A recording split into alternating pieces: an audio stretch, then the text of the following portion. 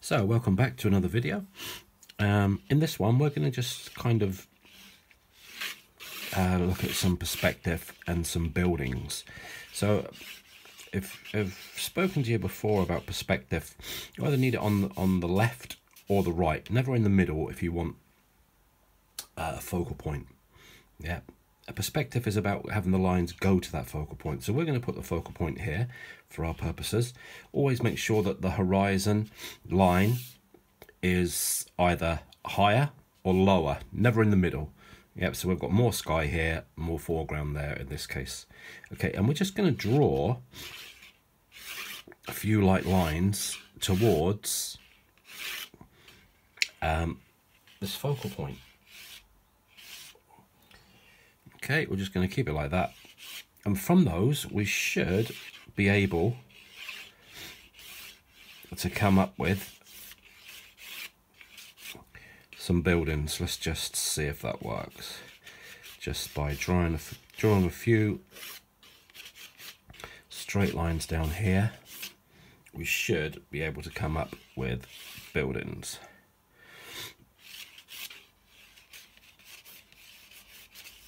I'll just start to work these in a bit stronger. This is a 5B pencil. Normally use a 4B up to a 6B. And then let's imagine that this is a street, so we're still going towards this focal point. We'll just pop in a couple of lines there to take the eye in. I'll keep these quite dark so you can see them. There we go. Okay, so as we go further away, we're going to make the buildings thinner. And as we get further up this way, we'll make them bigger, fatter if you like. So here we've got some thin ones, again slightly bigger, and then bigger here. Okay, that helps again with our focal point. Let's just suggest some details in here. I haven't actually got anything in front of me. A bit daft, I guess. There we go. Now, the thing with windows is if this is a roof, you need to make sure that the windows, those top angles, go with them, not down, as if, so not like this. That's going to look odd, but up like this. Okay, so if we've got some windows here, and again the windows, remember that, will obviously be bigger closer to you, and away they'll just merely be like lines the further you down you go. Okay, so hopefully that makes sense. Obviously the further you go, you're not going to see too much detail, are you? So we can just quickly pop these in, mix them up a little bit, otherwise it's a bit boring. Mixing up, I mean different kind of marks. If you want to get a much looser mark, move the pencil closer to the end.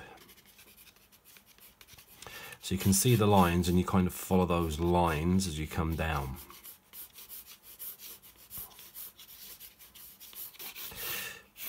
Okay, that's the way we take our eye towards a focal point. We're going to have a focal point here and buildings. Let's pop in some people. Can't really see them from that distance, can you? Now, one of the things to remember with people is if you keep their heads in line, and obviously as they come closer, they're going to get, the heads will get bigger. It kind of works, and obviously the bodies get bigger.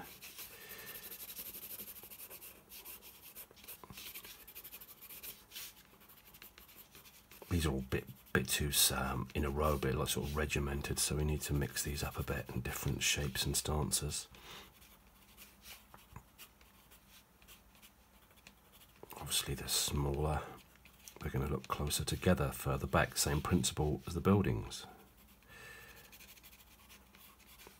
Let's have some shadows going across this way from these. Shadows are always good. Obviously the shadows are going to get shorter the further down we go, closer we are. It all again helps with, let's have a bigger figure here.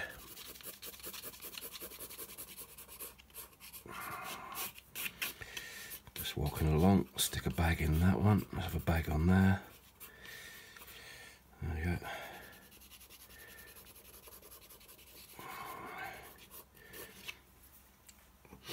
Walking around, probably doing some shopping to take some a little bit what they call off balance, so they're not all the same. Studying figures is a great pastime of mine. I love to watch figures walking and the shapes, and you actually watch, and if you take some video footage or stills, you'll see that people a lot of the time as they're walking, they kind of look like they're falling over. They're very tilted sometimes. I haven't really shown that in this one. I could do that. Let me just show you by just moving their heads slightly. Let's put this one in slightly tilted. That's it. If those link those up. There we go. So absolutely loads of figures. Let's pop some up on this side. Let's do some counter change. I'll show you that one. Let's do 3 here. They've got to be a similar size to this one, and just by putting in one here and one here,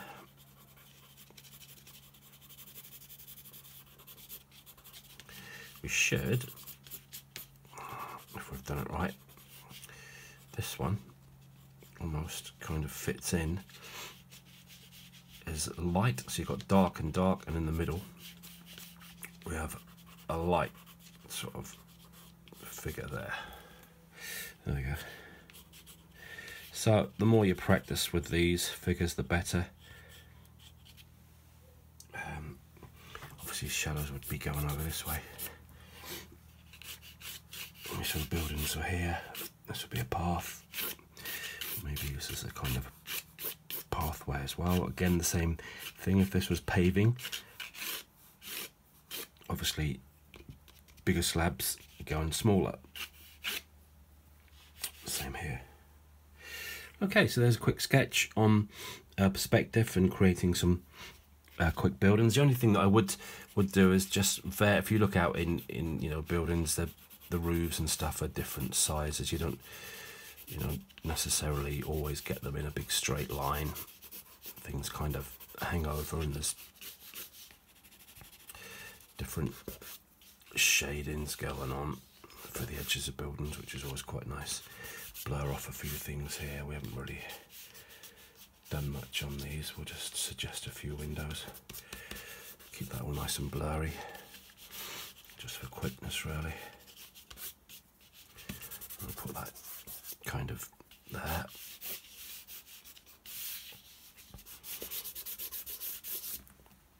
So it gives you an idea anyway. It gives you an idea. There we go. Thanks for joining me. Remember to subscribe. And of course with sketching, just like painting, you have to be careful. You just need to stop at some point. Doing things in 10 minutes is quite good. And you say, like, right now I'm going to actually stop at the 10-minute point, because otherwise I'm just going to be fiddling around, which is fine if you want lots of detail, but the types of art that I'm interested in and the types of art that I create is an impressionistic style. So I'm only interested in like the impression. It's like the energy, the light that's coming in. They are the really important things. Strengthen up shadows, look, make them darker, create the illusion of more light. Okay, you could have all of these in shadow as well. That's kind of suggesting some awnings coming in here. Let's have a few awnings coming in. Some smaller ones as we go back. Just leave that all quite almost like some office blocks or something. There we go. On the right hand side, darker shadow. See, I'm fiddling now, can't you? Just darken it up. I'm just showing you how to kind of build this up a bit. Okay, thanks for joining me. Remember to subscribe, and I'll see you again soon for another watercolour or art demonstration.